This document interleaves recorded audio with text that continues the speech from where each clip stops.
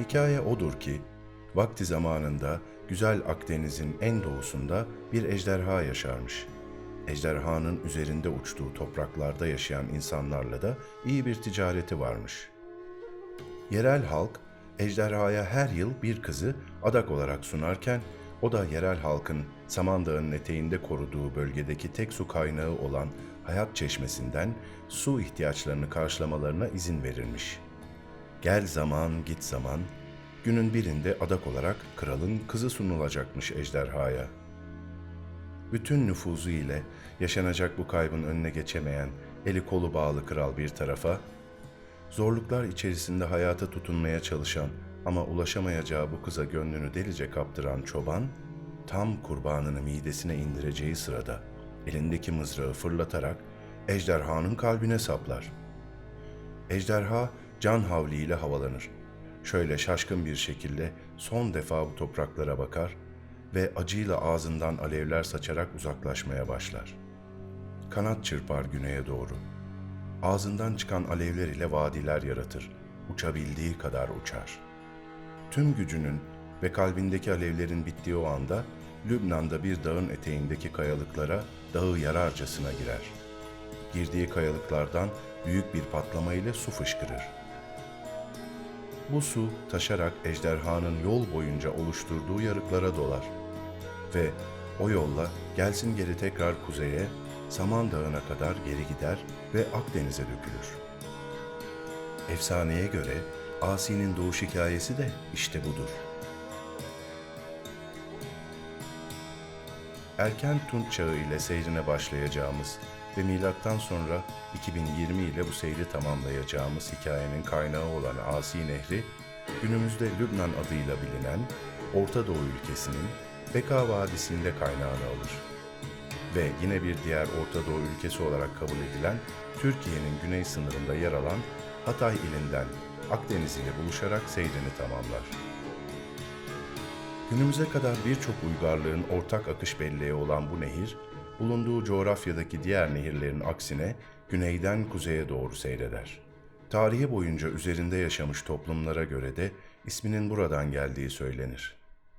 Dünya üzerinden gelmiş geçmiş ve halen varlığını sürdüren birçok toplumun dilleri, inanışları ve kültürlerinde farklılıklar gözükse de bu toplumların az sayıda ortak noktalarından biridir su. Su hayatı temsil eder, hayat verir. O akar yolunu bulurken biz insanlar onu takip ederiz. Su sunduğu her türlü olasılığı ve hayatlarımıza kattığı değer ile her dönem biz insanları kendisine çekmiş ve kendi akışına uydurmuştur. Asi Tunç çağında Alalak, Kunuluğa, Antigoneya ve bugünkü adını çağrıştıran ilk ismiyle Antiokeiya'yı misafir eder. Nehir, daha sonra yaşayacağı çağlara ve ağırlayacağı medeniyetlere nazaran en çok tarih öncesi uygarlıkların kendisine müdahale etmemesinden memnundur. O çağda bu topraklarda yaşayan insanlar nehirden çıkan çamurlarla barınma ihtiyacını karşılamak için kendine kerpiç evler yaparlar. Kente o zamanlarda zenginliği ve refahı getiren fırtına tanrısının Asi Nehri'ni Amanos dağlarının zirvesinden dikkatlice izlemesi, bu coğrafyada o dönemde yaşanan birçok iklimsel olayı yanında getirmiştir. Bu dönemdeki iklim değişiklikleriyle Asi'nin nehir yatağı batıya doğru yönelmiştir. Kendisini Asi'nin kıyısında konumlandırmak isteyen 400 arkeolojik yerleşke ve en verimli nehir içi yaşam formlarının yanı sıra Asi o kadar berraktır ki Nil Nehri'nin tadının bile bu dönemde Asi ile Antakya'ya ulaştığı söylenir. Tarih öncesi çağların bitimine yaklaşırken ilk olarak Seleukos hükümdarlığı Antakya sınırlarında konumlanacaktır. Efsaneye göre Büyük İskender bir yolculuğu sırasında bu topraklarda içtiği suyu annesinin göğsünden içtiği süte benzetir. İskender'in komutanlarından Seleucus Nikator'a burayı fethetme emrini vermesinin altında yatan nedenin de bu olduğu söylenmektedir. Şehrin kuruluşu sırasında bir adak adanmıştır. Kimi kaynaklara göre adak bir bakire, kimilerine göre ise bir hayvandır.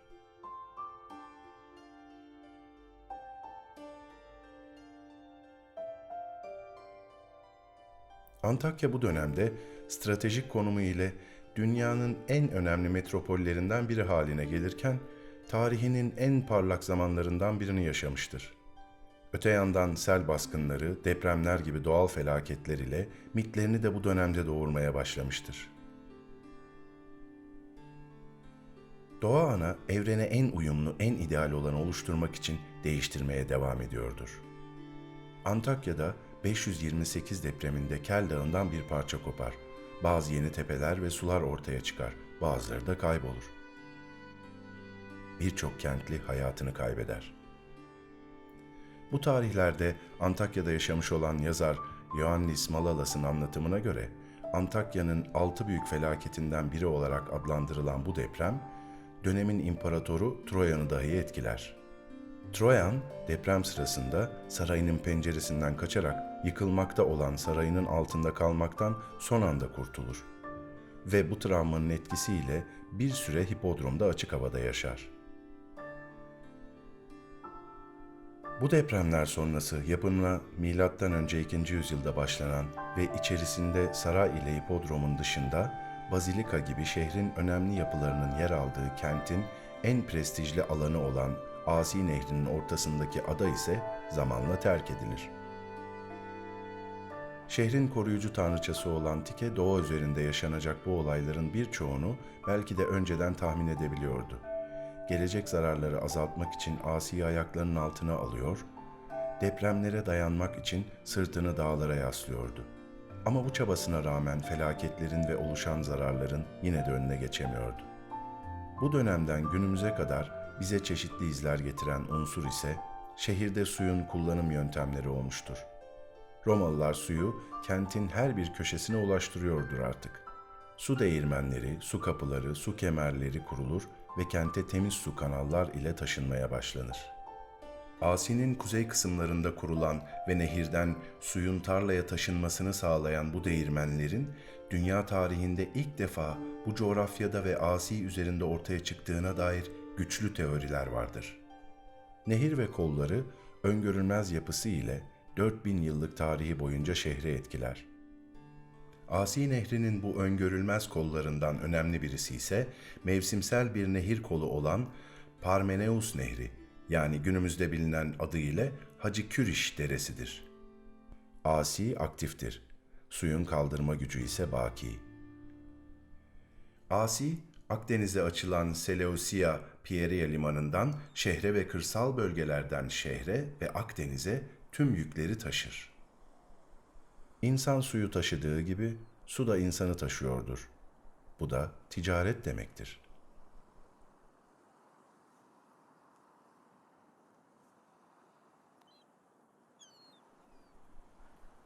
Stratejik konumunu Roma sonrası Bizans döneminde de korur Antakya.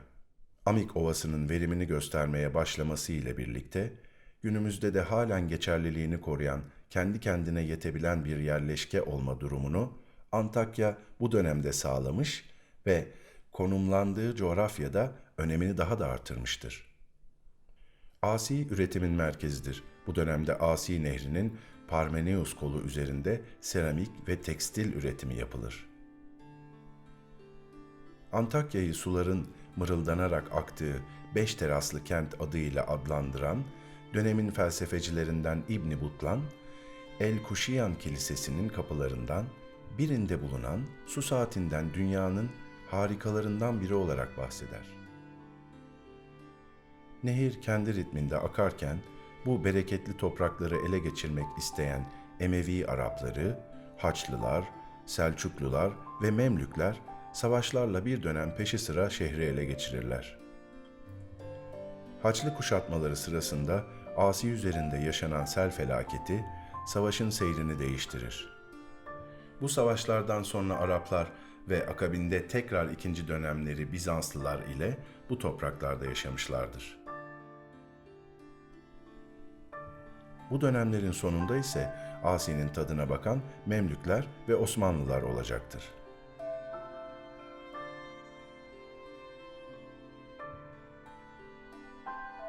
Tarihte büyük bir uygarlığın yerini bir diğerine bırakması sonrasında Asi ve Antakya'da ciddi değişimler gözlenir. nehir tabanı dolmaya başlar. Nehir eskisi kadar hareketli değildir ve üzerinde ise gemiler görünmez olur.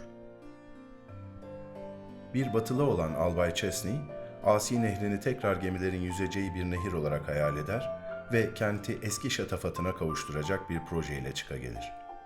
110 kilometre uzunluğunda bir kanalla Fırat Nehri ve Asi'yi birleştirmek. Bu kanal, Asi Nehri'ni Fırat Nehri'ne ve böylece Akdeniz'i Basra Körfezi'ne bağlayacaktır.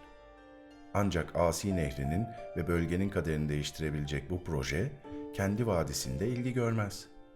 Güneyde Akdeniz üzerinde Süveyş kanalının açılması ile birlikte ana ticaret yollarında önemli bir değişiklik olur.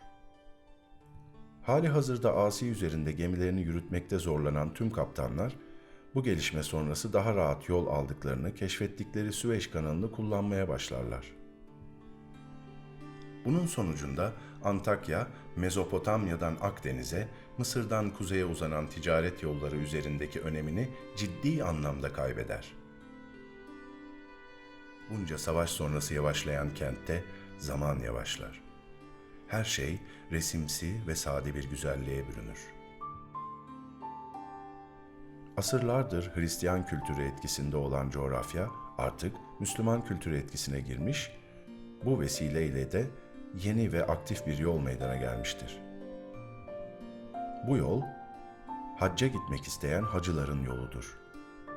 Hacılar seyahatlerinde bu topraklardan geçmekte, Antakya üzerinde birkaç gün konaklamakta ve Asi boyunca serinlemektedirler. Bu dönemde suyun kullanımı zamanla daha da önemli bir hal alır. Tüm kentin su ihtiyacını karşılayan birçok çeşme yapılır. Nehir kıvrılarak sakince yoluna devam ederken su değirmenleri nehirden hamamlara, camilere ve çeşmelere su taşımaktadır. Kırsalda ise bayramlarda tüm köyün ortak malı olan su kenarındaki değirmenlerin etrafında toplanılmaktadır. Öte yandan kente gelen batılı seyyahların birçoğu gibi Poujalat'ta Roma ve Bizans sonrası bu harabe kenti hakir görmekte, eskinin adalarının, saraylarının üzerine gelen bir mezarlık olarak bahsetmektedir. Müslüman kültürü etkisi altına girilmesi mimariyi de etkilemiştir. Şehirde hamamlar ve camiler yapılmaya başlanmıştır. Osmanlı dönemiyle birlikte bu yapılaşma zirve noktasına ulaşmıştır.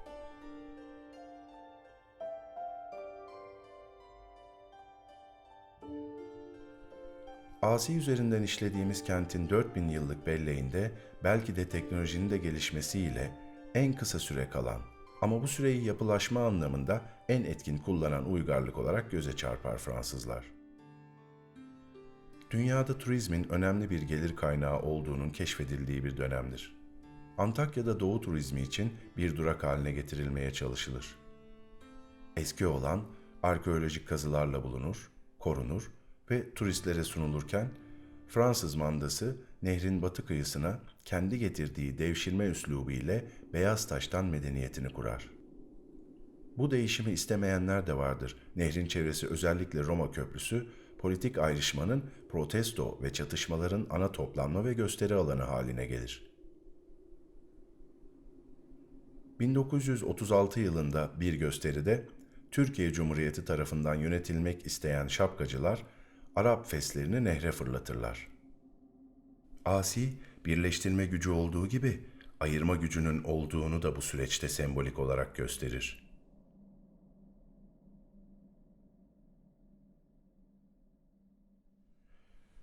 ...1921 yılında imzalanan Ankara İtilafnamesi'nden çözüme ulaşana kadar 20. yüzyılın en büyük liderlerinden olan Atatürk'ün ciddi mesai harcadığı bu süreçte 1938 yılında İskenderun sancağının bağımsızlığını ilan etmesiyle kurulan Hatay Devleti, bir yıldan kısa bir süre sonra statü gereği Fransız Suriye mandasına bağlı yapısından tamamen ayrılacak ve yeni kurulan genç Türkiye Cumhuriyeti'ne katılacaktır.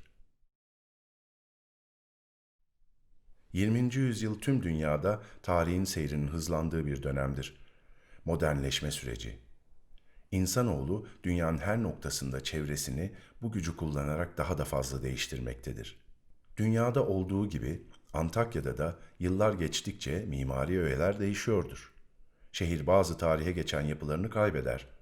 3. yüzyılda yapılan ve kentin en eski yapılarından olan Roma Köprüsü, yeterince güçlü olmadığı gerekçesiyle bu dönemde yıkılır. Petrol ve elektriğe dayalı yeni teknolojilerin devreye girmesiyle modern sulama sistemleri eski değirmenlerin yerini alır. Ve bu dönemde de Antakya'da modern yıkım ve yeni tüketim alışkanlıkları tabiatı köşeye sıkıştıracaktır. En büyük darbe ise Amik Gölü'ne gelir. Türkiye'nin en büyük göllerinden biri ve dünyanın doğasına fayda sağlayan 5 gölden biri olduğu söylenen Amik Gölü, sellerden, hastalıklardan sorumlu tutulur ve kurutulur. Yerine tarım alanlarına sulama kanalları inşa edilir. Daha sonrasında bu alanların üzerine bir de havaalanı yapılacaktır. Ondan fazla balık türü için yaşam alanı olan, çeşitli göçmen kuşların yolu üzerinde yer alan, yüzyıllarca gölde yaşayan yılan balıklarının popülasyonu da iyice azalır. Öte yandan yakın dönemde ise kültürel miras ve değer kavramları fark edilmeye ve önemsenmeye başlanır. Parmeneus Nehri'nin yığdığı toprakların altına saklanan antik kent keşfedilir. Kentin tarihi korunarak üzerine yükselen bir müze yapılır. Arkeoloji Müzesi'nin önüne zamanla yıkılan ve artık günümüzde nehir üstünde görünmeyen eski değirmenlerin anısına bir değirmen replikası konulur. Asi'nin hatırladığı, bizim unuttuğumuz geçmiş zaman imgelerini görmeye başlarız. Eskiler hikayelerini, dertlerini, rüyalarını suya anlatırlarmış. Kendileri unutsa da su hatırlasın diye. Bugünden geçmişi görmek, günümüzden geleceğe bir iz bırakmak için akış hikayelerini dinlediniz.